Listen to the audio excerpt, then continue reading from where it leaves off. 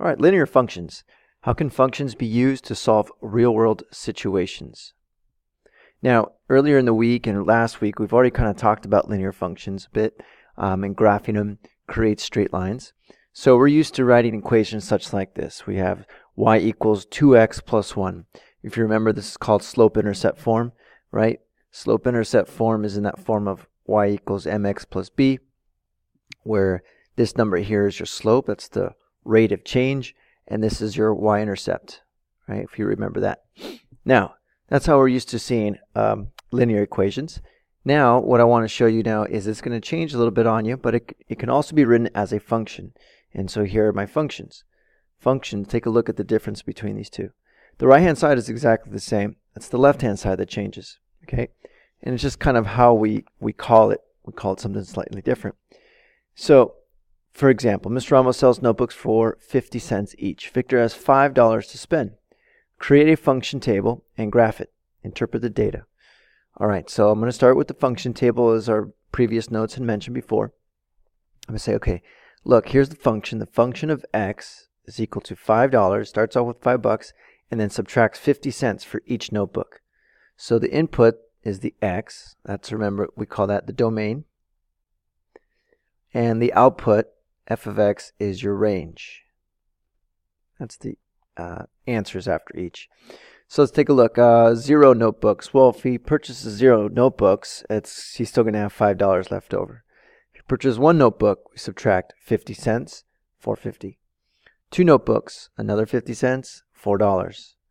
3 notebooks, $3.50, and so on and so forth.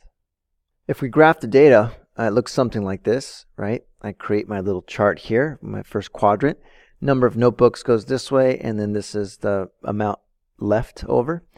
So I start with $5, and it decreases by 50 cents for each notebook that gets purchased.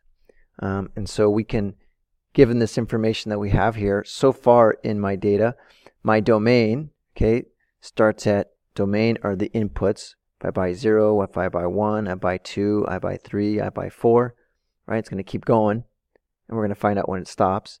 And the range values, well, it starts off with up to $5, and it continues to go down by 50 cents, right? So the lowest one I have here is $3, then $3.50, and then $4, $4.50, $5. That's what shows here, at least in this picture here. Okay, so that's my domain and my range. But you notice here I didn't connect these dots at all. I didn't connect the points. So there's 2 different types of graphs that you're going to see here. And this is what they're called. There's discrete data and continuous data. All right, so the difference between discrete data and continuous data is basically the following. Discrete data, just like the picture shows, there's going to be space between the values, space between the domains. Continuous data can take on any value, so there's no space between the domains. And here's some examples of each. Okay, let me zoom out here. So for instance, discrete data, the number of phones in a classroom. Look, you can have 1, you can have 2, you can have 3, 4, 5, sure. But there are spaces between because I can't have 1.5 phones. It wouldn't work, right? You can't have a half of a phone or a third of a phone. So you can have just specific 1, 2, 3 phones, and that would be discrete data. Continuous data might be number of ounces in a glass. So how much a glass of water can hold in ounces, well, that could be partially an ounce, 1.5 ounce, 1 1/3 ounces. So there's all this stuff that can be continued there. Another example about candies, number of candies in a bag. Okay, that's discrete data. I can have 1, 2, 3, 4.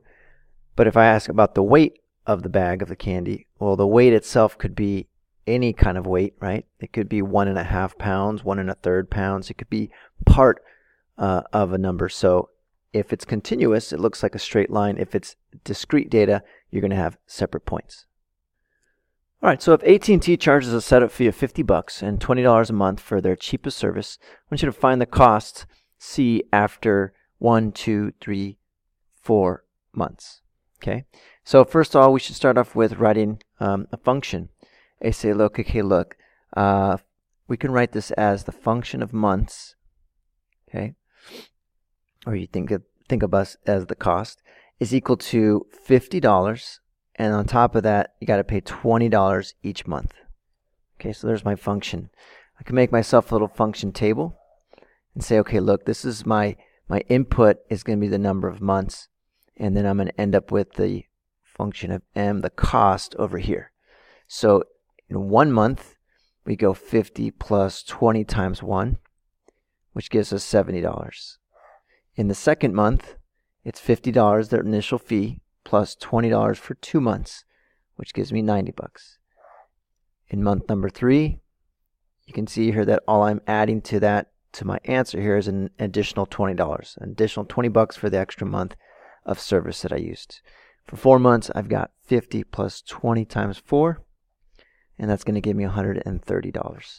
And so that's my information there. Now, I come to graphing my information, and I'm going to ask myself, is this going to be discrete or is this going to be continuous data, right? So if I take a look at this, I say look at 0 and at month number 1, at month 2, at month 3, and month 4. This is the number of months. Okay, over here, this is going to be my cost. And I notice that at month number 0, right, before I pay, I'll start off with the only information I have. Let's say I start at month number 1. Month number 1, I paid $70. So let's say I go by, I don't know, I go by 20s here. Wow, let's go by 30s. 30, 60, 90, 120, 150. All right, so at month number 1, I've got $70. That's going to be right about here. Month number 2 is $90. Month number 3, $110. And month number 4, $130.